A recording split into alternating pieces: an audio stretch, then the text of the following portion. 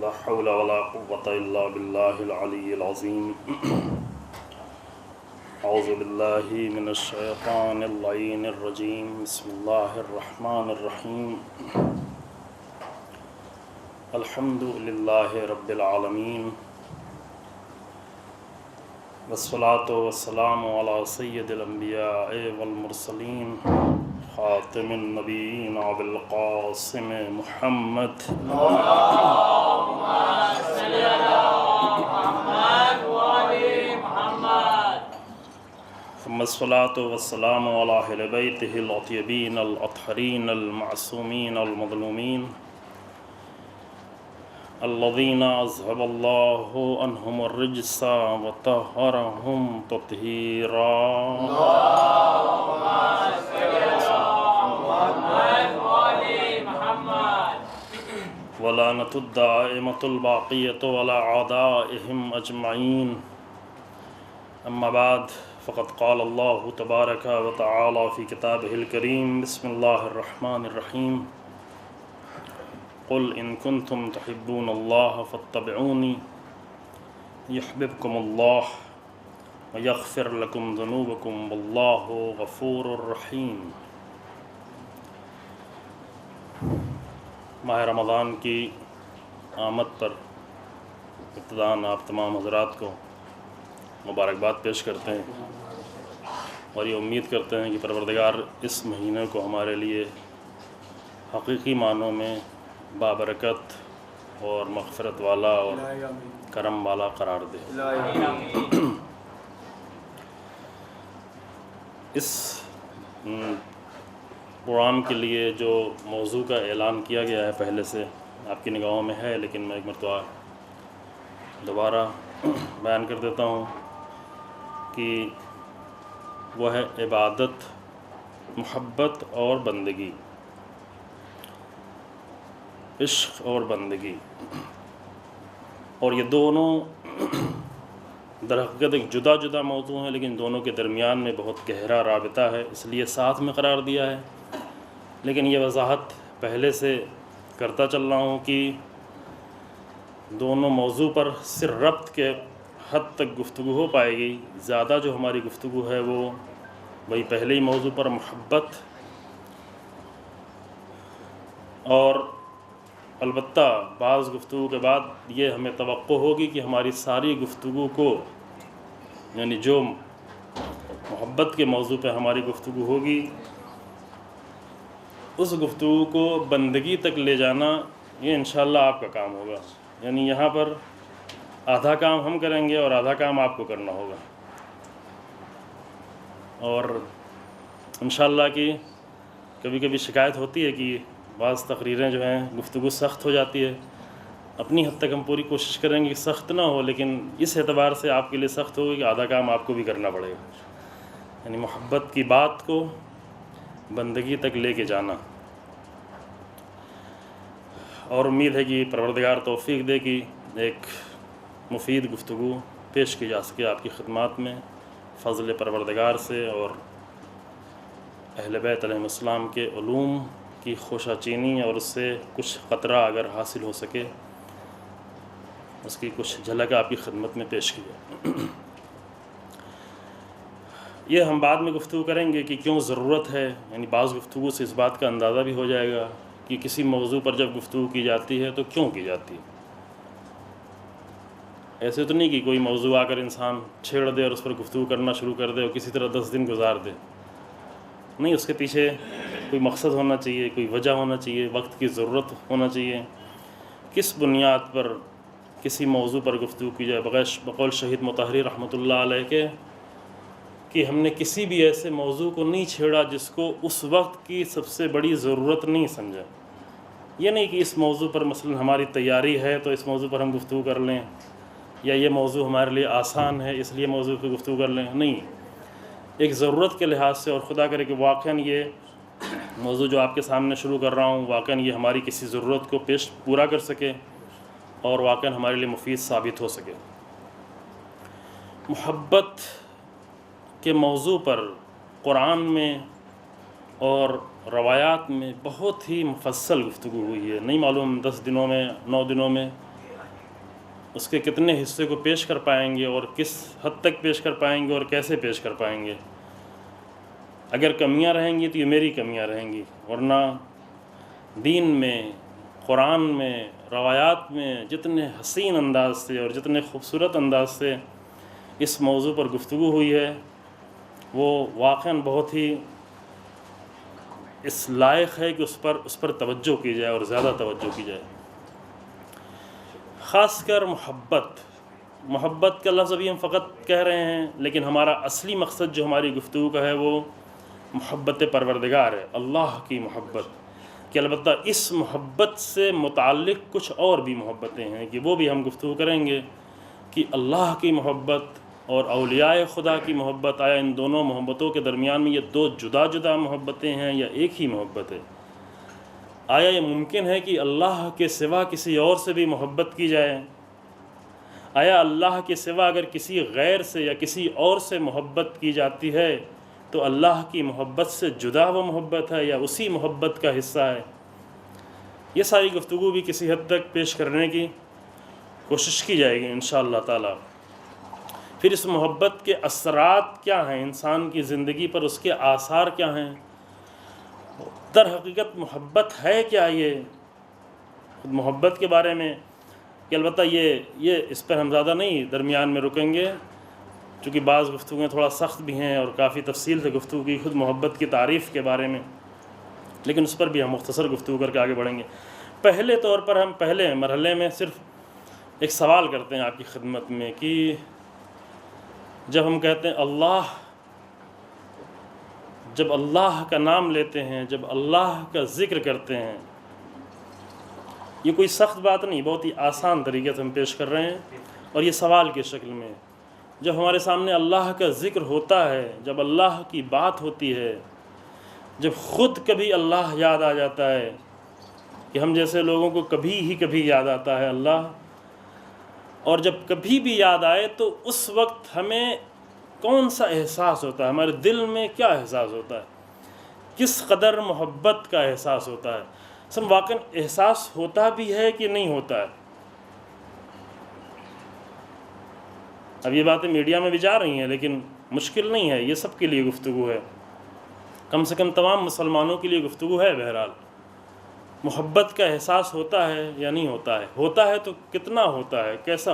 مثلا ہم ماں کا لفظ کہتے ہیں تو زیادہ دل میں محبت کا احساس ہوتا ہے، یا اللہ کا لفظ کہتے ہیں تو زیادہ محبت کا احساس ہوتا ہے؟ یہ سوالات ممکن ہے بچوں کے لیے کہیں ہاں بچوں کے لیے ٹھیک ہے، ابھی ماں ہی کا لفظ زیادہ ان کے نزدیک، کیونکہ ابھی انہوں نے صرف ماں کو دیکھا ہے، ماں کو پہچانا ہے.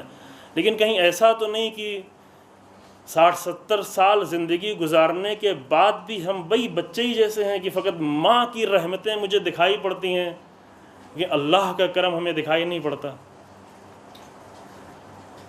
اور اللہ کے لفظ پہ اور اللہ کے نام پر اور اللہ کی یاد پر وہ احساس ہمیں محسوس نہیں ہوتا،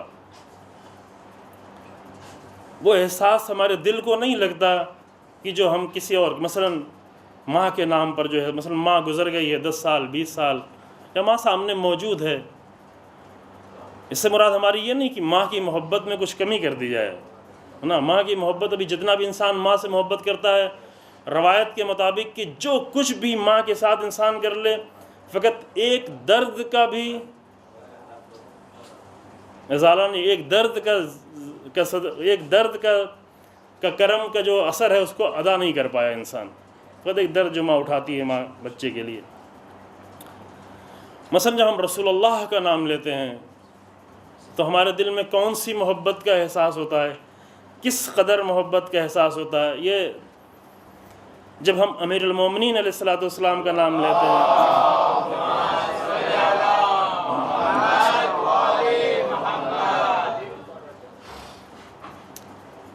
پیغمبر اکرم صلی اللہ علیہ وآلہ وسلم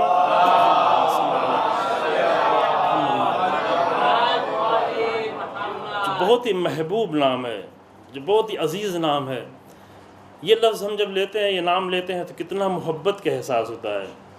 امیر المومنین کا نام لیتے ہیں تو کس قدر محبت کا احساس ہوتا ہے. کہیں ان محبتوں کے احساس کے درمیان میں تناسب جو درمیان میں پایا جانا چاہیے، جو تناسب ہونا چاہیے، جو صحیح اپنا مقام ہونا چاہیے، وہ مقام بکھرا ہوا تو نہیں ہے، وہ مقام درہم برہم تو نہیں ہے. کہیں ایسا تو نہیں ہوتا کہ بچوں کی طریقے سے ماں کے لفظ زیادہ مجھے محبوب نظر آنے لگتا ہے، باپ کا لفظ اور باپ کا احساس مجھے زیادہ محبت کا احساس دلاتا ہے، لیکن رسول اللہ کا لفظ اتنا زیادہ احساس نہ دلاتا ہو کیونکہ آشنا نہیں ہے. یہ سوالات ہیں. میں اور زیادہ نزدیک آؤں. مثلا اگر ہم کربلا کا ذکر کرتے ہیں، ایک وقت امام حسین علیہ السلام کا نام آتا ہے،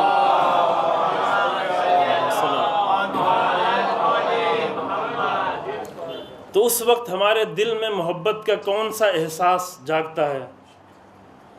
یا ابو الفضل العباس کا نام آتا ہے تو محبت کا احساس کون سا ہوتا ہے؟ کبھی کبھی ایسا تو نہیں ہوتا کہ ابو الفضل العباس کے نام آنے پر محبت کا احساس کچھ اور زیادہ محسوس ہو رہا ہو؟ مثال کے طور پر ہم مثال دے رہے ہیں، جس طریقے سے بچوں کے لیے مثال دی ماں کی، یہ آپس کی گفتگو ہے. وہ ہے نا، بعض واقعات بھی بیان کیے جاتے ہیں کہ جو ابو الفضل العباس کی شخصیت واقعاً اتنی عظیم ہے اور اتنی محبت کے لائق ہے کہ جتنی محبت کی جائے کم ہے. عراق کے لوگ بھی بہت محبت کرتے ہیں. تو کسی نے کسی عراقی سے پوچھا کہ ائمہ کے نام بتاؤ، اس نے ائمہ کا نام بتانا شروع کر دیے، پہلے امام، دوسرے امام، تیسرے امام، چوتھے امام جناب ابو الفضل العباس، اور پھر آخر تک گناتا چلا گیا. دیکھا وہ آخر تک گناتے گناتے نام جو ہے 12 کے بجائے 13 ہو گئے، زیادہ ہو گئے. تو کہا یہ تو امام 12 ہیں، تم 13 کے نام گنا رہے ہو. کہا وہ تقی نقی میں سے ایک کم کر لو، معاذ اللہ.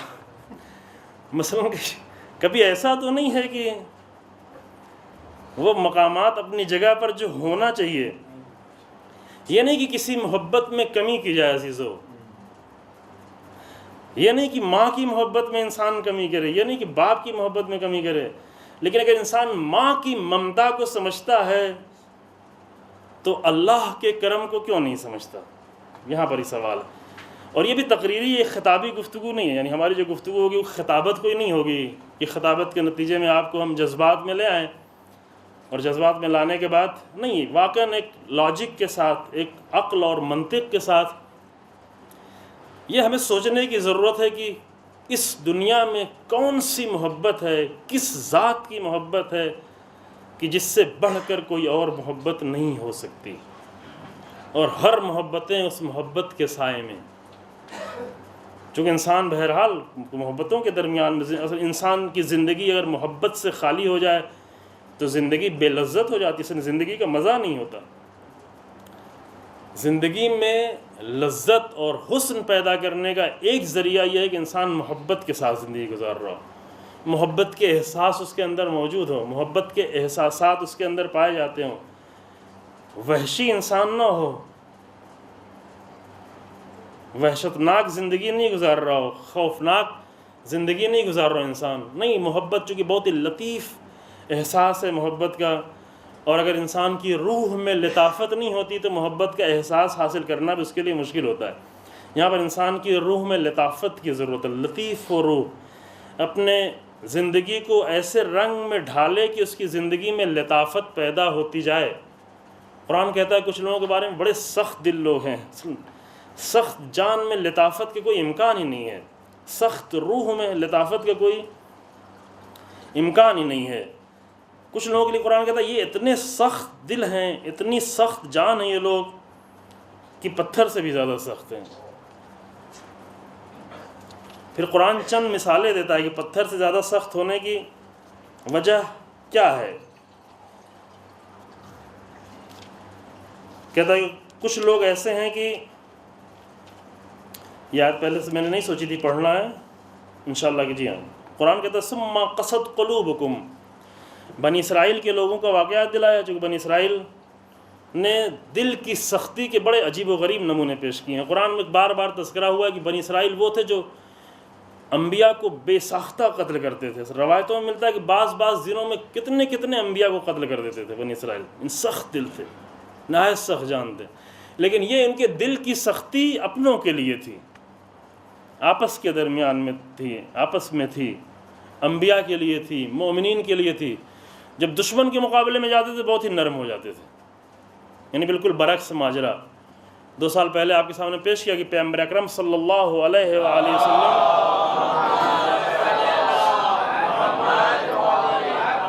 اور ان کے ساتھیوں کی, ان کے اصحاب کی, جو رسول اللہ کے حقیقی اصحاب تھے, جو رسول اللہ کی تربیت کے سائے میں پلے ہوئے اصحاب تھے, ان کے لیے قرآن کہتا ہے کہ محمد الرسول اللہ والذین معہ یعنی وہی اصحاب, کہ رسول اللہ کے اصحاب میں بہت ہی عظیم شخصیتیں گزری ہیں, اور ہم کبھی کبھی محروم رہ جاتے ہیں. یعنی بعض اصحاب, بہت ہی عظیم اصحاب میں کبھی کبھی اگر نام بھی آتا ہے تو 2-4 نام لے کر ہم بس سمجھتے ہیں کہ اتنا ہی ہمارے لیے کافی ہے. مثلا جناب سلمان اور جناب ابو ذر, چند نام کہ وہ بہت ہی عظیم نام ہیں, لیکن وہ چونکہ باقی رہ گئے تھے اور زندگی ان کی فضل خدا سے باقی تھی, اور بہت ساری فضیلتیں ان کی زندگی میں ہم نے دیکھی.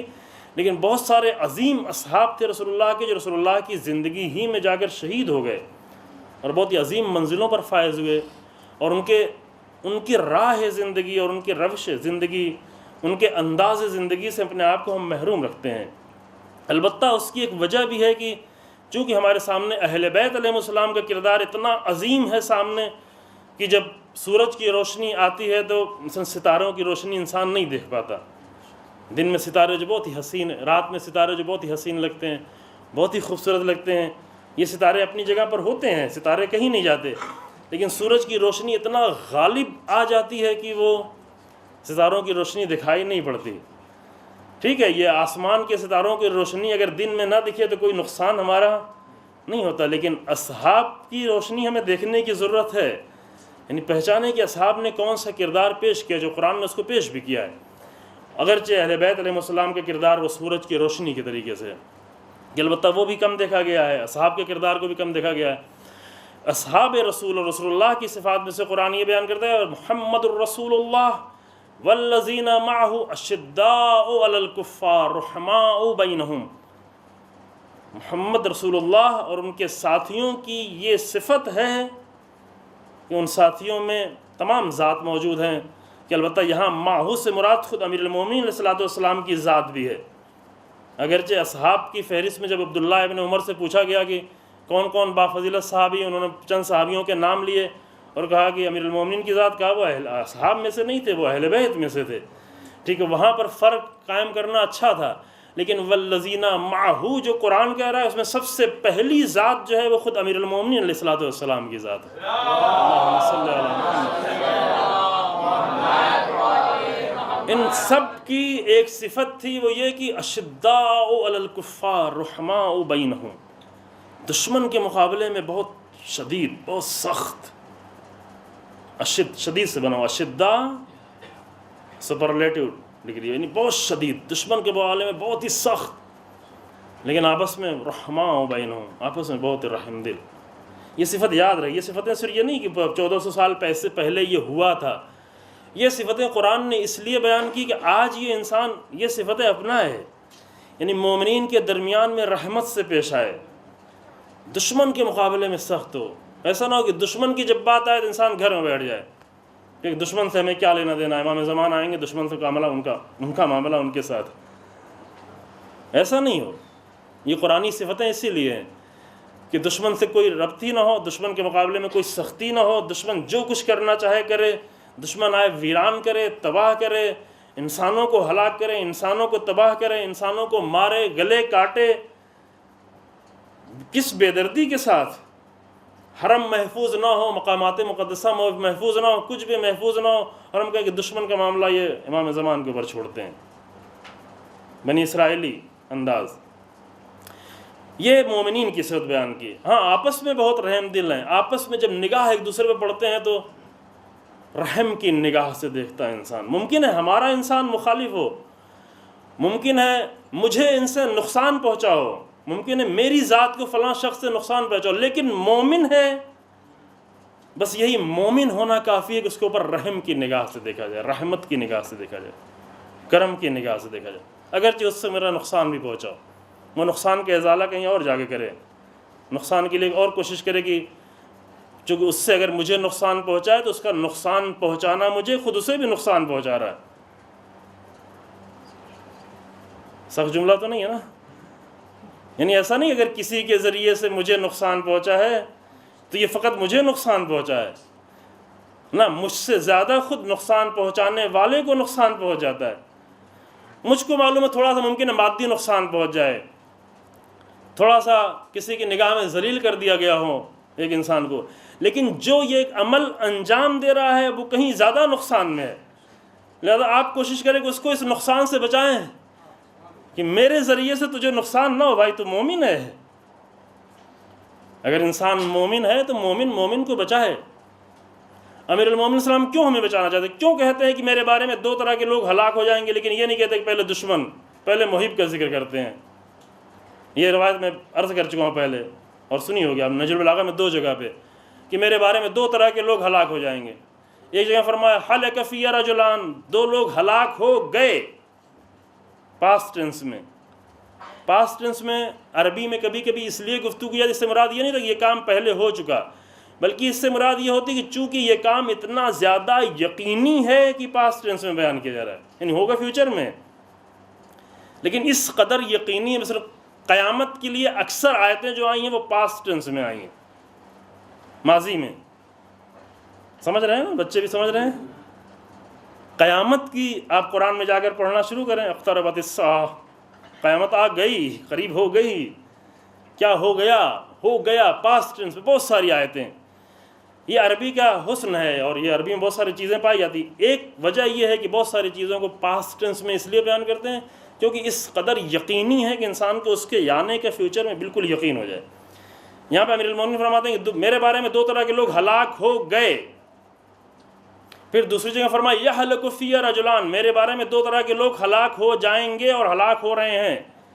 چونکہ عربی میں ایک ہی صیغہ ہے مضارع اس کو کہتے ہیں، جس میں دونوں چیزیں، فیوچر بھی ہوتا ہے اور کنٹینیوس بھی ہوتا ہے، دونوں چیزیں، یعنی پریزنٹ بھی ہے اور فیوچر بھی ہے، ایک ہی لفظ میں دونوں چیزیں. بس 2 لفظ استعمال کیا جس میں امیر المومنین نے تینوں زمانوں کی بات کی، ماضی کی بھی بات کی، مستقبل کی بھی بات کی، پریزنٹ کی بھی بات کی. ہلاک ہو گئے، ہلاک ہو رہے ہیں، ہلاک ہو جائیں گے. کون لوگ ہلاک ہو جائیں گے؟ اگر امیر المومنین علیہ السلام معاذ اللہ اگر ان کی ذہنیت ہم لوگوں جیسی ہوتی تو پہلے کیا کہتے؟ پہلے کہتے کہ میرا دشمن ہلاک ہو جائے گا، ہے نا؟ اگر اپنی فکر سے ہم سوچیں تو امیر المومنین کو یہی کہنا چاہیے تھا کہ میرے بارے میں کون ہلاک ہو گیا اور ہلاک ہو جائے گا؟ میرا دشمن. لیکن دونوں جگہ پر امیر المومنین نے پہلے اپنے محب کا تذکرہ کیا ہے. عجیب ہے یہ، بہت ہی عجیب. اب جا کے نہج البلاغہ اٹھا کر دیکھیں لاسٹ چیپٹر میں، آخری چیپٹر میں، ایک تو بالکل آخر میں تقریباً ہے 3-4 حکمت کے پہلے، اور ایک جو ہے کچھ 100 نمبر حکمت کے آس پاس ہے، دقیقاً بھی میں دیکھ نہیں پایا ہوں.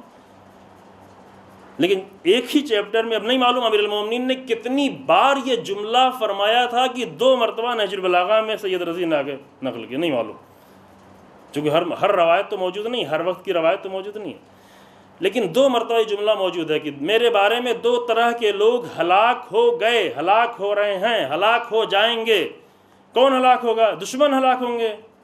دشمن کا ذکر بعد میں امیر المومنین کہہ رہے ہیں، پہلے کہ محب، میرا محب، یعنی محب واقعاً محب، چونکہ جس کو امیر المومنین محب کہہ رہے ہیں اس کی محبت میں مشکل نہیں ہے، واقعاً محبت ہے، لیکن محبت کے باوجود بھی امیر المومنین کہ یہ ہلاک ہو گیا، میرے بارے میں ہلاک ہو گیا، میری محبت کرتے ہوئے بھی ہلاک ہو گیا. اگر یہ جملے امیر المومنین کے نہ ہوتے تو آج اس مسئلے کو حل کرنا بہت مشکل ہو جاتا عزیزاں، واقعاً بہت مشکل ہو جاتا. اگر خود امیر المومنین نے یہ مسئلہ حل نہیں کیا ہوتا شاید اس زمانے میں اتنی ضرورت بھی نہیں رہی ہوگی. ان جملوں کی آج کہیں زیادہ ضرورت محسوس ہو رہی ہے، اور یہ مشکل آج کے امیر المومنین نے خود اپنے زمانے میں حل کر دی. اب سوال یہ تھا کہ امیر المومنین، یہاں بات میری یہاں پر تھی کہ امیر المومنین دشمن کا ذکر بعد میں کیوں کرتے ہیں، محب کا ذکر پہلے کیوں کرتے ہیں؟ ہم تو اس کے بالکل برعکس کرتے ہیں نا کرتے ہیں. لیکن امیر المومنین محب کا ذکر پہلے کرتے ہیں، میرا محب ہلاک ہو گیا، کیوں؟ اس لیے کہ امیر المومنین کی ذات وہ امام ہیں، رہبر ہیں، ہدایت دینے کے لیے امیر المومنین چاہتے ہیں کہ اپنے چاہنے والوں کو بچا لیں ہلاکت سے۔ تو جو ہے آپ نے اپنے محب کو ہلاک ہونے سے بچا لیں، اس لیے پہلے اپنے محب کو بتاؤ، بچائیں اس کو۔ کون سا محب میرا ہلاک ہو گیا؟ جو حدوں کو پار کر جانے والا، غلو کرنے والا، غال محب غال، جو حدوں کو اس سے گزر جانے والا ہے۔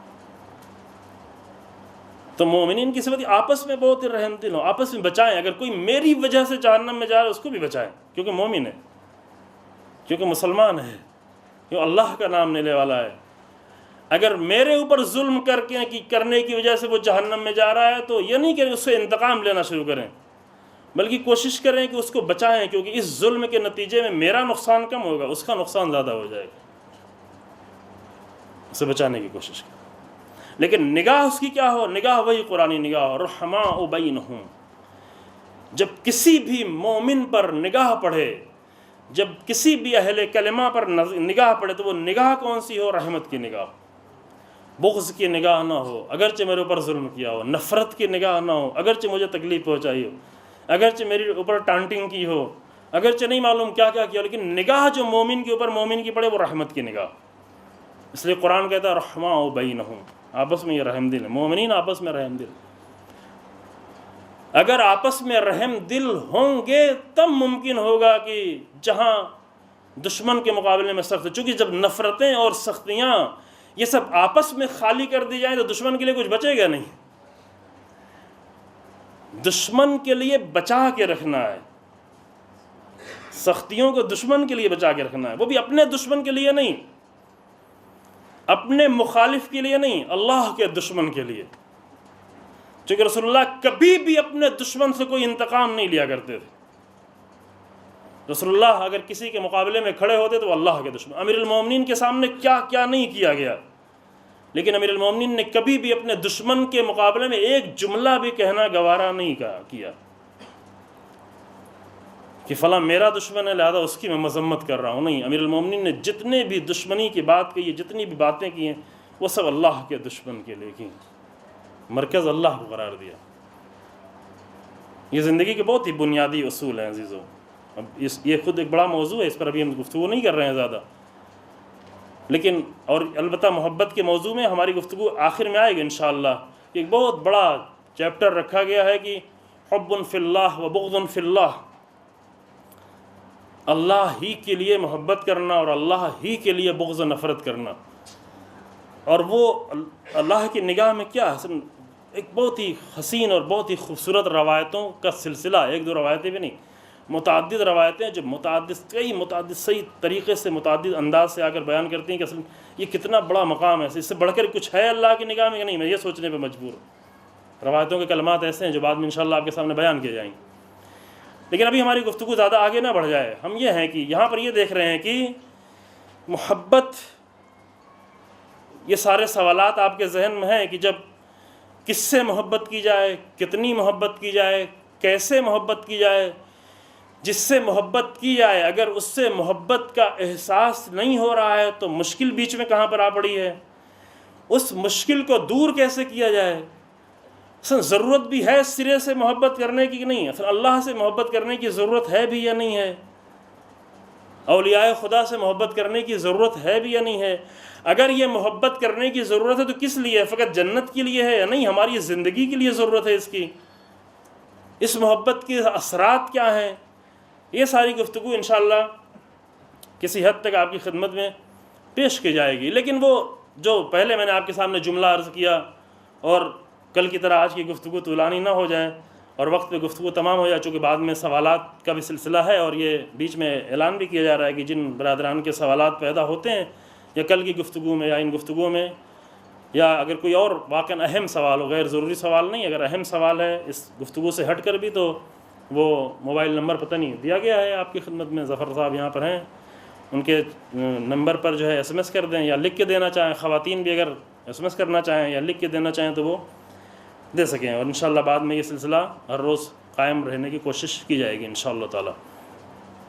ابھی ایک موضوع پر سے توجہ کر لیں، کچھ باتیں ہیں جو انشاءاللہ میں نے آج کے لیے سوچی تھی لیکن شاید آج وقت نہ ہو پائے، کہ محبتوں میں درجات کیا ہیں، کس طرح محبت کی جائے، کس سے کس درجے کی محبت کی جائے۔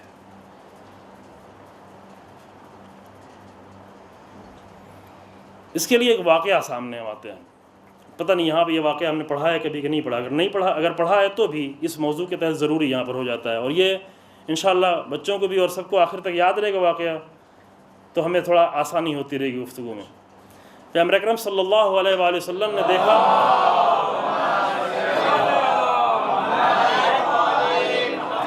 کہ ایک شخص، ایک جوان، نوجوان، یعنی روایت میں جو نوجوان، وہ رسول اللہ کو ایسی نگاہوں سے دیکھ رہا ہے، ایسے عشق کی نگاہوں سے، ایسی محبت کی نگاہوں سے دیکھے جا رہا ہے، رسول اللہ کو دیکھے جا رہا ہے۔ رسول اللہ کی جب اس پر نگاہ پڑی اور اس کی نگاہوں کو پڑھا، اس کی نگاہوں کو پہچانا، جو کہ نگاہوں کو پڑھنا،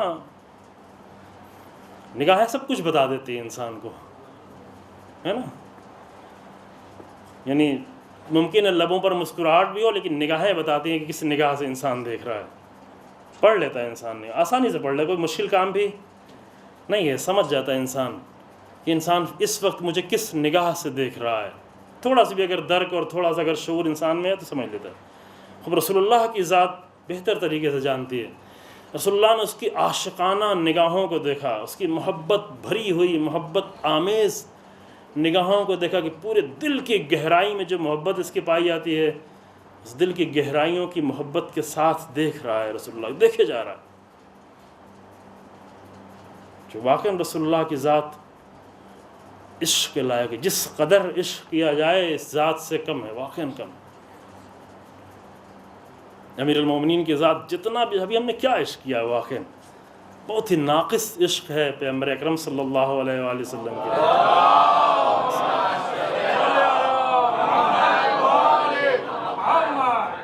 رسول اللہ سے عشق کا اگر اندازہ تھوڑا سا کرنا ہے تو جا کر امیر المومنین کے دل سے تھوڑا پوچھیں کہ امیر المومنین رسول اللہ سے کس قدر عشق کرتے ہیں۔ نجم البلاغہ میں جا کے پڑھیں کہ امیر المومنین کس قدر رسول اللہ سے عشق کرتے ہیں۔ امیر المومنین کی پوری زندگی کے لمحات اٹھا کر دیکھیں کہ امیر المومنین کا عشق رسول اللہ سے کس قدر اور کیسا عشق۔ فرماتے ہیں کہ اے زہرا، میں تمہاری جدائی پر صرف اس لیے صبر کر سکتا ہوں کیونکہ رسول اللہ کی جدائی پر بھی میں نے صبر کر لیا۔ اگر رسول اللہ کی جدائی پہ صبر کر لیا تو زہرا تمہاری جدائی پہ بھی صبر کر سکتے۔ یہ آخری جملہ تو جو قبر کے پاس کھڑے ہو کر امیر المومنین نہج البلاغہ میں جا کر اٹھا کے دیکھ، حق نہیں ہوتا ہوا۔ امیر المومنین کی محبت کون سی محبت کرتے ہیں، واقعا کیا محبت کرتے ہیں۔ تھوڑی سی ایموشنل محبت ہم کر کے چلے جاتے ہیں، سمجھتے ہیں ساری محبت کا حق ادا کر دی۔ امیر المومنین کا نام ایسا ہے کہ جس سے محبت کا اظہار کے لیے صرف حسینیہ اور مجلس اور ماتم کافی نہیں ہے، زندگی بھر، زندگی کے لمحے لمحے انسان امیر المومنین سے محبت کا اظہار کرتا رہے، کم ہے وہ عشق امیر المومنین، عشق حسین ابن علی۔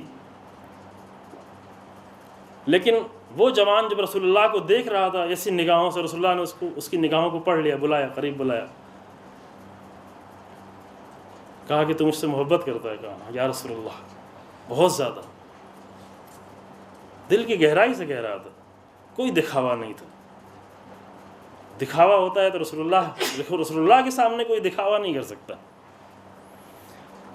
بہت زیادہ چاہتا ہوں، بہت زیادہ آپ سے محبت کرتا ہوں۔ کہا کہ تو مجھ سے زیادہ محبت کرتا ہے یا اپنے باپ سے زیادہ محبت کرتا ہے؟ یا رسول اللہ آپ سے زیادہ محبت کرتا ہے۔ بچوں کے لیے مشکل ہے یہ بات سمجھنا نا، نہیں سمجھ رہے ہیں؟ ماشاءاللہ آج کے بچے بھی بہت ہی باشعور بچے ہیں۔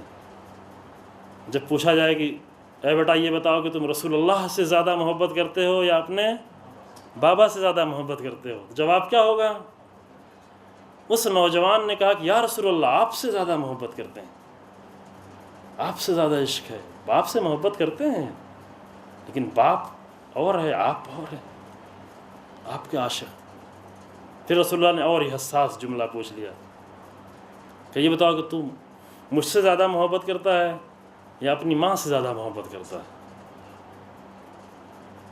ممکن ہے یہاں پر بعض لوگوں کو مشکل ہو جائے فرق کرنے میں، لیکن ایک مومن، ایک رسول اللہ کی معرفت رکھنے والا جوان، اس کے لیے بالکل مشکل نہیں تھی، فوراً اس نے جواب دیا یا رسول اللہ آپ سے زیادہ محبت کرتے ہیں، ماں سے جتنی بھی محبت کی جائے وہ کم ہے، لیکن ماں کی محبت اور ہے، رسول اللہ کی محبت اور۔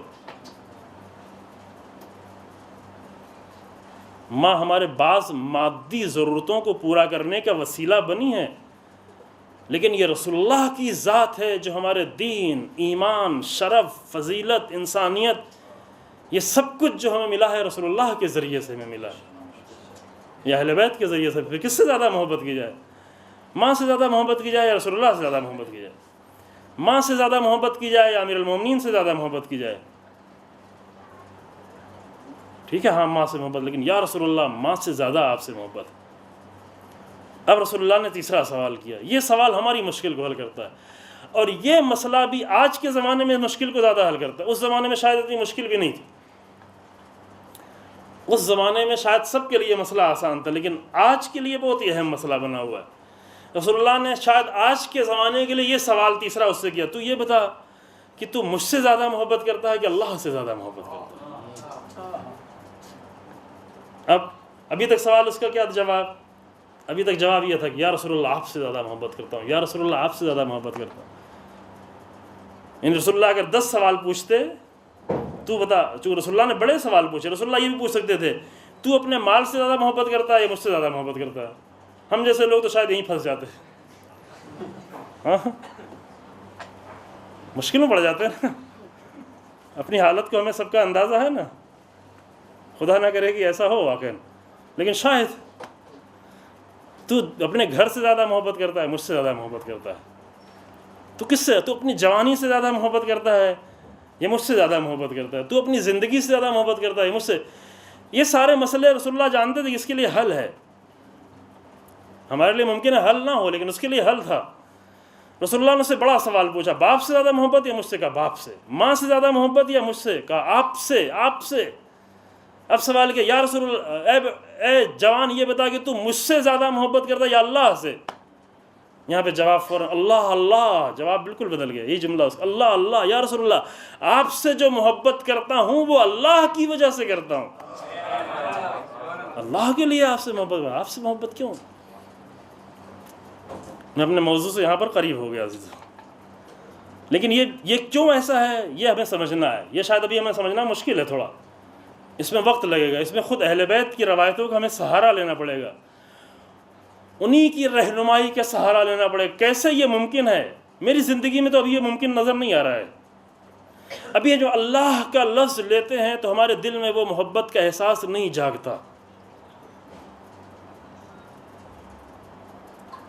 ہم زبردستی تو نہیں بول رہے ہیں کہ ہاں ٹھیک ہے ہم نمائندگی کر رہے ہیں کمیونٹی کی، نہیں ہم اللہ سے سب سے زیادہ، ہاں ٹھیک ہے زبان سے ہم بھی کہتے ہیں اللہ سے سب سے زیادہ محبت کرنے والے، زبان سے کہنا یہ اور ہے کہ اللہ سے ہم سب سے زیادہ محبت کرنے والے، لیکن جب اللہ کا لفظ آتا ہے ہمارے دلوں میں، زبان پر، اذان میں جب ہم کبھی سنتے ہیں، جب کسی کی زبان پر سنتے ہیں تو ہمارے دل میں کون سا محبت کا احساس جاگتا ہے؟ کتنا؟ وہاں پر رسول اللہ نے جب یہ سوال کیا تو وہاں اس ایک جوان، ایک نوجوان کے جواب کے ذریعے سے قیامت تک کا ایک مسئلہ حل ہو گیا۔ کیا؟ کہ محبتیں، رسول اللہ کی محبت جتنی بھی کم کی جائے کم ہے، ماں سے بھی جتنی محبت کی جائے کم ہے، باپ سے بھی جتنی محبت کی جائے کم ہے، لیکن درجات ہیں، ماں کی محبت اپنی جگہ پر، باپ کی محبت اپنی جگہ پر، لیکن رسول اللہ کی محبت اپنی جگہ پر، اہل بیت کی محبت اپنی جگہ پر، اہل بیت کی محبت اپنی جگہ پر، اللہ کی محبت۔ یہ کیوں ایسا ہوتا ہے کہ بعض جوان کبھی ابوالفضل عباس کا نام لیا جائے تو زیادہ محبت کے احساس کرے، زیادہ جذبات میں آ جائے، زیادہ اسے ماتم کرنے کا دل چاہے، اور امام حسین علیہ السلام کا نام لیا جائے، امام زین العابدین علیہ السلام کا نام لیا جائے تو اس کے دل میں اور کچھ تصور پیدا ہو۔ ہے محبت ہے، ہاں ٹھیک ہے محبت ہے، لیکن یعنی ہم نے دیکھا ہے بعض وقت، خود اپنی مجلسوں میں دیکھا ہے کہ مثلا جناب ابوالفضل عباس کا مصائب پڑھا کے آدمی بے ہوش ہو گیا، اب شاید پڑھنے میں حق ادا نہ کیا گیا ہو، چونکہ ہم بھی معرفت کی کمی کے اعتبار سے۔ یہ ہوتی وجہ کیا ہے؟ کیوں ایسا ہوتا ہے؟ کیوں امیر المومنین کا نام لیا جائے تو ہمارا دل محبت سے بھر جائے، اور البتہ وہ بھی ہماری جو محبت، میں نے کہا کہ ناقص محبت ہے، جب اللہ کا لفظ لیا جائے تو وہ عشق کا احساس ہمارے دلوں میں نہ جاگے. انشاءاللہ کہ ایسا نہیں ہے، لیکن اگر ایسا ہے تو یہ سوال ہے یہاں پر، پھر سوچنے کی جگہ ہو جاتی ہے.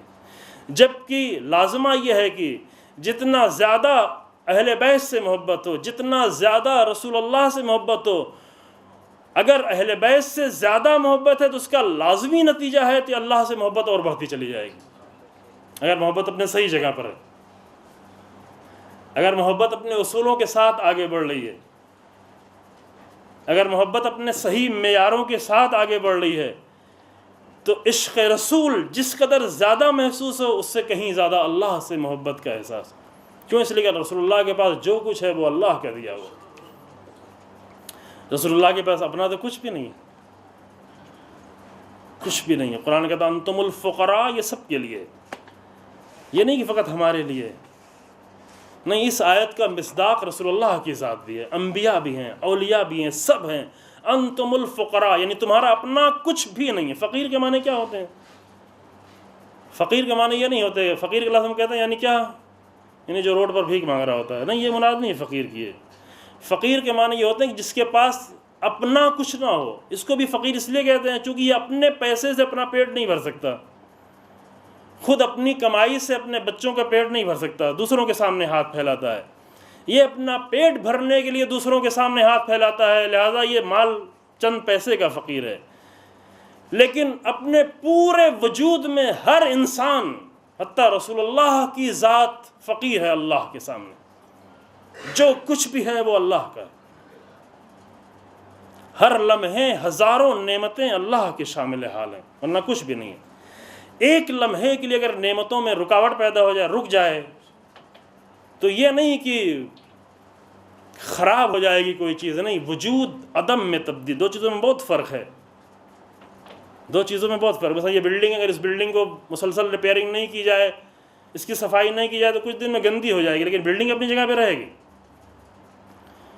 ٹوٹ جائے گی لیکن اپنی جگہ پہ رہے گی. اس کے ملبے، اس بلڈنگ کو توڑ دیا گیا، بلڈنگ ٹوٹ گئی لیکن ملبے اپنی جگہ پر ہیں. یہاں نہیں ہے تو کہیں اور پڑے ہوئے ہیں جا کر، لیکن ہیں، ختم نہیں ہوگا. لیکن اگر اللہ کی نگاہ کرم ایک لمحے کے لیے رک جائے تو کوئی چیز بگڑے گی نہیں، وجود سب کے سب عدم میں تبدیل ہو جائے، کچھ رہے گا نہیں. یہ وجود کا کاروان چل رہا ہے، رواں دواں ہے، یہ اس لیے ہے کہ اللہ کے کرم کی نگاہ اس وجود کی طرف. پھر کیوں محبت کا احساس وہ نہ ہو رہا ہو انسان کے لیے؟ اور محبت کا احساس ہو رہا ہو تو کس طرح محبت کا احساس ہو رہا ہو؟ یہ ہماری ساری گفتگو انشاءاللہ تعالیٰ اگر توفیق رہی اور اللہ نے مدد کی تو کوشش کی جائے گی کہ اس موضوع پر گفتگو کی جائے قرآن کی آیتوں کے ذریعے سے اور روایات کے ذریعے سے انشاءاللہ تعالیٰ. خوب، اگر یہ سوالات یہاں پر ہیں کچھ. بسم اللہ الرحمن الرحیم. اگر سوالات صرف دو سوال ایسے ہیں جو کل کے گفتگو سے ہے. سب سے پہلا سوال شاید آپ نے پرسنلی مجھے بتا دیا تھا جواب، تو وہ یہ تھا کہ کل کی گفتگو میں آپ نے جس خطبے کا ذکر کیا تھا وہ خطبہ کس کتاب میں موجود ہے؟ کل ہاں یہ سوال آیا تھا، چونکہ وہ بہت ہی عظیم خطبہ اور الحمدللہ اچھی بات یہ ہے کہ اس خطبے کی تلاش ہے مومنین کو اور وہ خطبہ پڑھیں، اور ماہ رمضان میں توفیق ہو تو بار بار وہ خطبہ پڑھیں. خطبہ شعبانیہ جو پیغمبر اکرم صلی اللہ علیہ وآلہ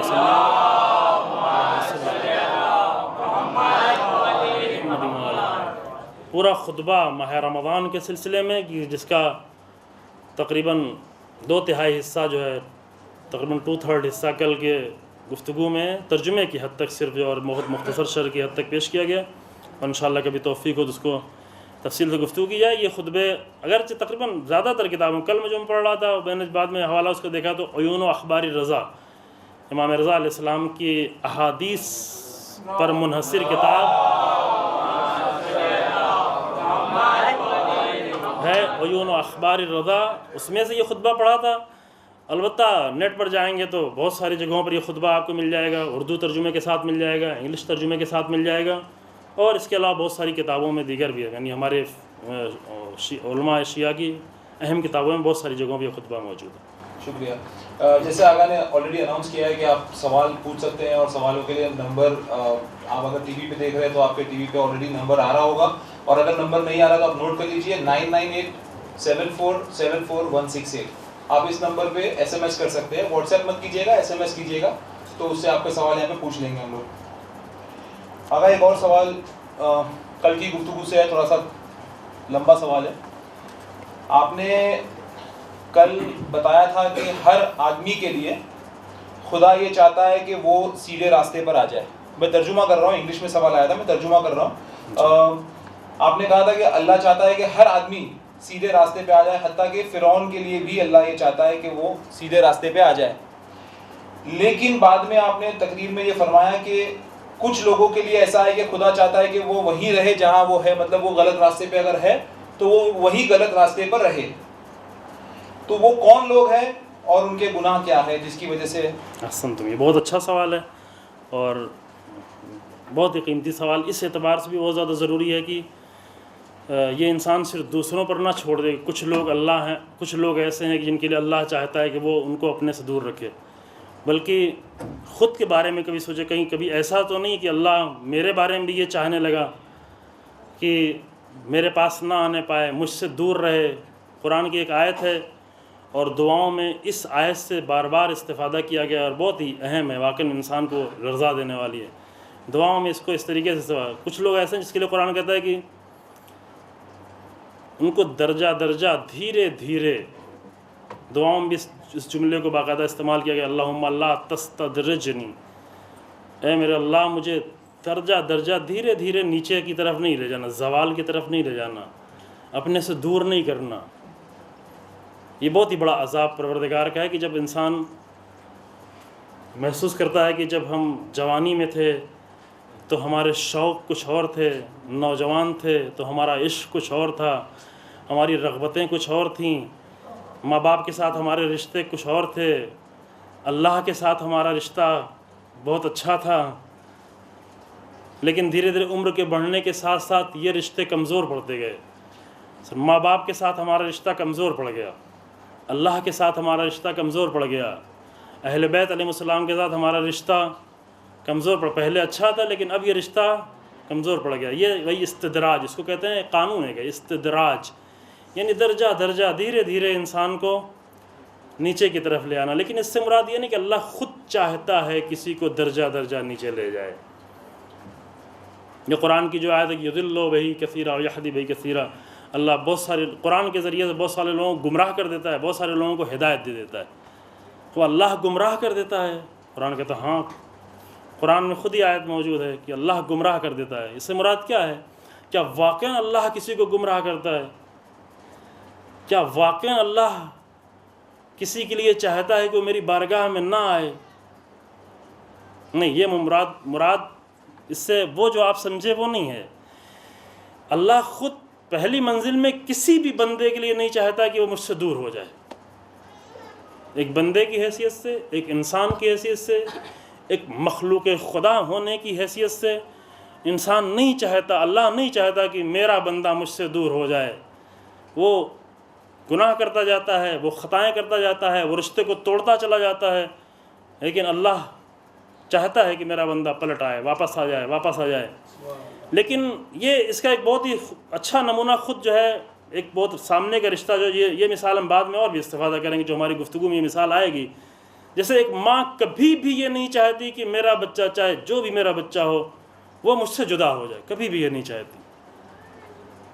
لیکن ایک منزل ایسی آتی ہے کہ ماں بھی اپنی دعائیں اس سے روک لیتی ہے, اپنے کرم کو اس سے روک لیتی ہے, اپنی رحمتوں کو اس سے روک لیتی ہے. اس کی نگاہ رحمت بدل کر غضب کی نگاہ میں تبدیل ہو جاتی ہے. باپ کبھی بھی نہیں چاہتا کہ میرا بچہ دور ہو, لیکن خدا نہ کرے کہ کبھی ایسا وقت بھی آ جائے کہ باپ کی نگاہ کرم اور باپ کی نگاہ رحمت تبدیل ہو جائے, غضب میں تبدیل ہو. یہ کیوں ہوتا ہے؟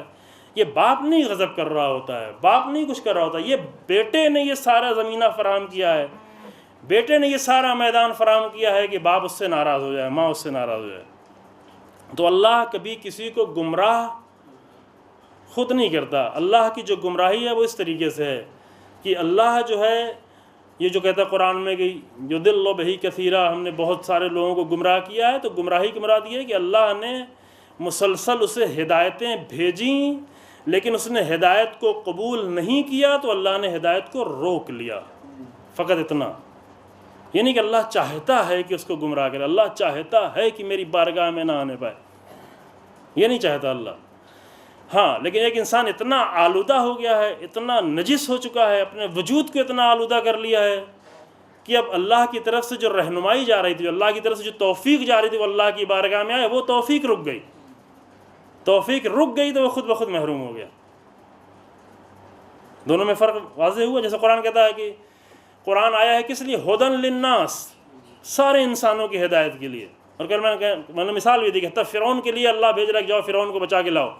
شاید فرعون یاد کر لے, شاید فرعون سمجھ جائے, شاید فرعون متوجہ ہو جائے, لہذا فرعون موسیٰ جاؤ, ہارون جاؤ, نرمی سے گفتگو کرو, پیار سے گفتگو کرو, اچھے سے گفتگو کرو, شاید مان جائے. لیکن جب نہیں مانے گا تو اللہ کا عذاب کتنا سخت آئے گا. تو یہ ایک قانون اللہ کے کہ قرآن, یہی قرآن جو ہدن للناس ہے سب کی ہدایت کے لیے, سب کی ہدایت کے لیے آیا, لیکن لوگوں نے ہدایت نہیں لی تو پھر کیا ہو گیا؟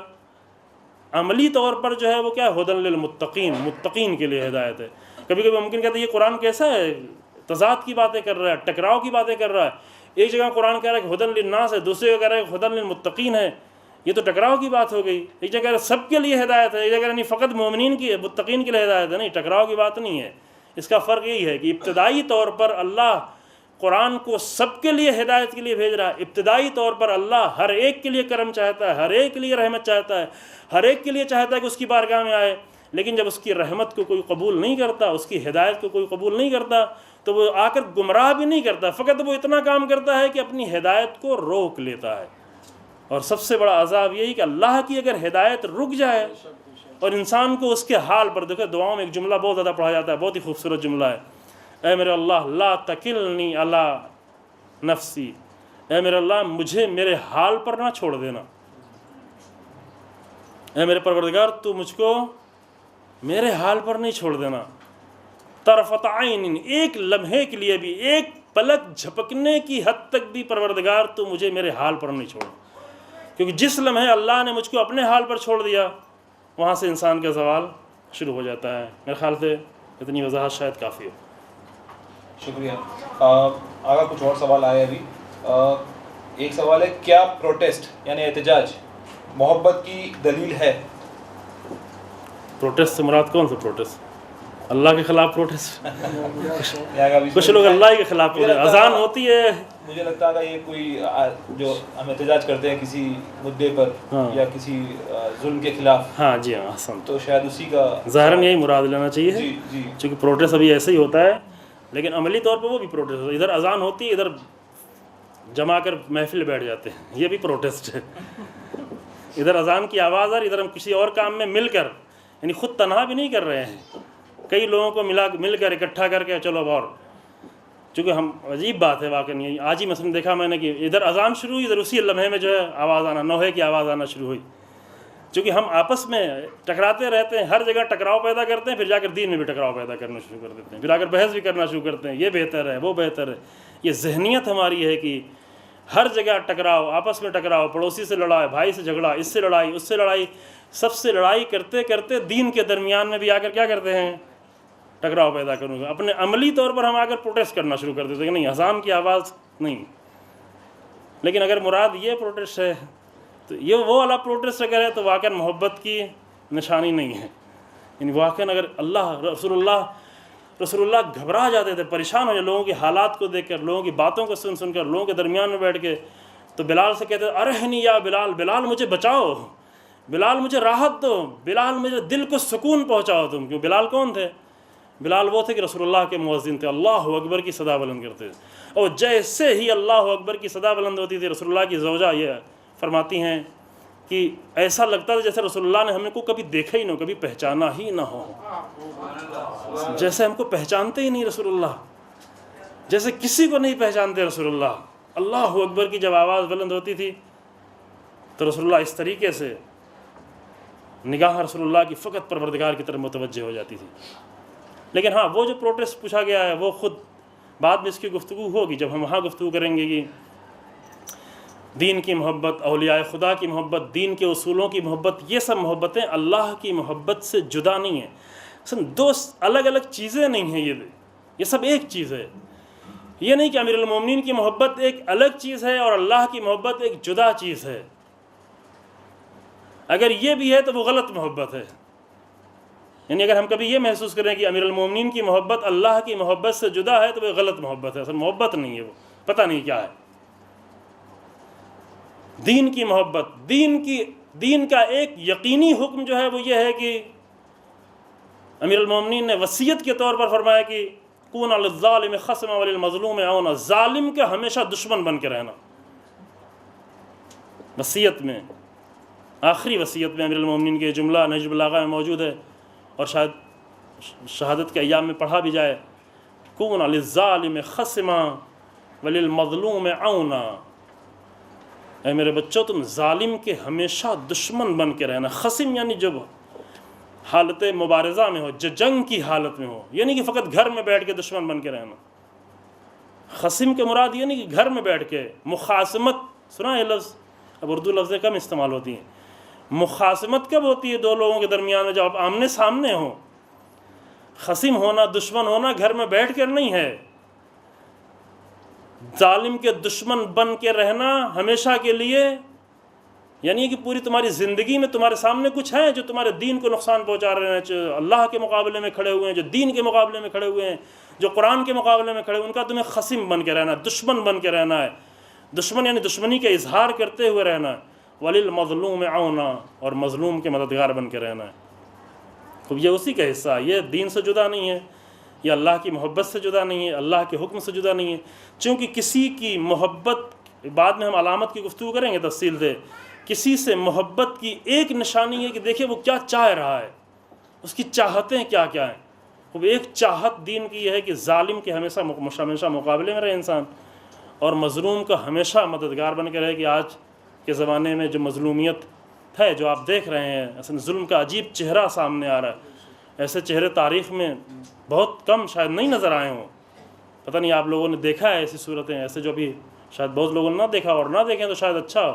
خاص کر بچوں کو نہ دکھائیں جو ایسے منظر جو ابھی آ رہے ہیں سامنے. واقعاً عجیب درندگی ہے، عجیب ظلم کا انداز ہے. تاریخ میں نہیں شاید ایسا ملتا رہا ہو کبھی بھی. خوب ان کے دشمن بن کے، یعنی دین کی ایک بنیادی ترین دین کے ارکان میں سے، دین کے رکن میں سے ایک یہ ہے کہ انسان اگر دین کی روح سے آگاہ ہے، دین کی روح کا کچھ حصہ اس کے پاس اگر موجود ہے، تو ہمیشہ وہ ظالم کا دشمن اور مظلوم کا مددگار بن کے رہے. 3 منٹ اور باقی. جی ایک اور سوال آئے گا، کیا یہ فکر صحیح ہے کہ سارے شر چیزیں اور ساری خیر چیزیں اللہ کے ہاتھ میں ہیں، اور اگر کوئی انسان غلط کام کیا ہے تو کیا اس کی لائف میں اللہ نے لکھ دیا ہے یہ چیز، اگر وہ کوشش کرے تو بھی نہیں ہوگا کیونکہ وہ اپنے آپ،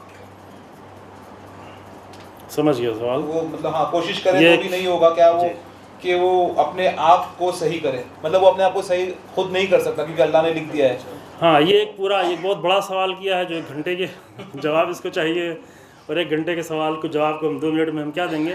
لیکن بہرحال یہ ہے، یہ ایک پورا مذہب بنا ہوا ہے، پورا عقیدہ، پورا کلامی مذہب تھا کہ جو کچھ کرتا ہے اللہ کرتا ہے. قرآن میں بھی ایسی آیتیں موجود، جو کچھ کرتا ہے اللہ کرتا ہے. لیکن پھر قرآن میں دوسری آیتیں، اسی لیے کہا کہ قرآن کو، دین کو ایک آیت سے نہیں سمجھا جا سکتا، چند آیتوں کے ذریعے سمجھا سکتا ہے. باقاعدہ اس کی آیتیں موجود ہیں. ایک جگہ کہا گیا کہ جو کچھ ہے وہ اللہ کی طرف سے، دوسری جگہ پھر اس کی حقیقت کو بتایا گیا کہ اللہ نے جو کچھ ہے وہ اللہ کی طرف سے، لیکن اختیار اللہ نے انسان کو دیا ہے. یعنی انسان اگر جرم کرتا ہے تو یہ بھی ہے اللہ ہی کی طرف سے. کیوں؟ اس لیے کہ طاقت اللہ نے دی ہے، قوت اللہ نے دی ہے. اگر اللہ اس کو طاقت نہ دیتا، اگر اللہ نگاہ نہ دیکھتا تو کیسے نامحرم کی طرف دیکھتا؟ اگر اللہ نہ دیتا، اگر اللہ اس کے ہاتھوں میں طاقت نہ دیتا، کسی کو تھپڑ مارتا؟ یہ اللہ کی دی ہوئی طاقت سے سب کچھ کر رہا ہے، لہذا اللہ کی طرف سے ہے. لیکن جو کچھ کر رہا ہے وہ اپنے اختیار سے کر رہا ہے، چونکہ انسان ایک ایسی مخلوق ہے جس کو اللہ نے پورا اختیار دیا ہے. اور یہ پہلے یہاں پر عرض کیا ہے، قرآن نے ایک ہی مطلب کو، قرآن میں صرف ایک مطلب ہے جس کو قرآن میں اللہ نے 11 عدد قسم کھا کے بیان کیا، وہ یہی مطلب ہے. 11 قسم، والشمس وضحاها والقمر اذا تلاها والنهار اذا جلاها والليل اذا يغشاها والسماء وما بناها والارض وما طحاها ونفس وما سواها، کیا فالہمها فجورها وتقواها، ہم نے دونوں چیزیں اس کے اوپر ڈال دی، شر اور فساد و تقوی، یعنی خوبی کی بھی علامتیں اور خوبیاں بھی، شر بھی، اور سب چیز ڈال دی انسان میں، خیر بھی ڈال دیا۔ اب پھر انسان کو اختیار دے گیا، قد افلح من زکاها وقد خاب من دساها، اس کو جو راستہ طے کرنا ہے وہ اپنے اختیار، اگرچہ اللہ کی دی ہوئی طاقت سے کرنا ہے، چونکہ اللہ کی دی ہوئی طاقت سے کرنا ہے لہذا اللہ کی طرف سے ہے، لیکن جو کچھ کرے گا وہ خود اپنے اختیار سے کرے گا لہذا یہ خود کر رہا ہے۔ یہ تھوڑا پیچیدہ مسئلہ ہے، اسی لیے میں نے کہا کہ گفتگو جو بہت لمبی ہے۔ مثال دی جاتی ہے جیسے کوئی ٹرین والا، ٹرین ڈرائیور، پہلے مثال دے چکا ہوں، ٹرین ڈرائیور ڈرائیونگ کر رہا ہو اور اپنے ہاتھ سے اس نے ٹریک چینج کر دیا اور جا کے سامنے دوسری ٹرین سے ٹرین ٹکرا گئی، پھر وہ کیا کہے کہ میری کیا غلطی ہے، میں نے کیا خطا کی ہے، اگر پاور ہاؤس کی طرف سے لائٹ نہ ملتی تو میری ٹرین چلتی نہیں، کیوں ٹکراتی؟ یہ تو خطا اس کی جس نے مجھے لائٹ دی ہے، کہ لائٹ بجلی کی پاور سے اور بجلی کی انرجی سے یہ ٹرین چلتی رہی اور ٹکرائی، لہٰذا مجھے نہیں پکڑو، جا کر پاور ہاؤس والے کو پکڑو۔ تو پاور ہاؤس والے کو نہیں پکڑا جائے، کیوں؟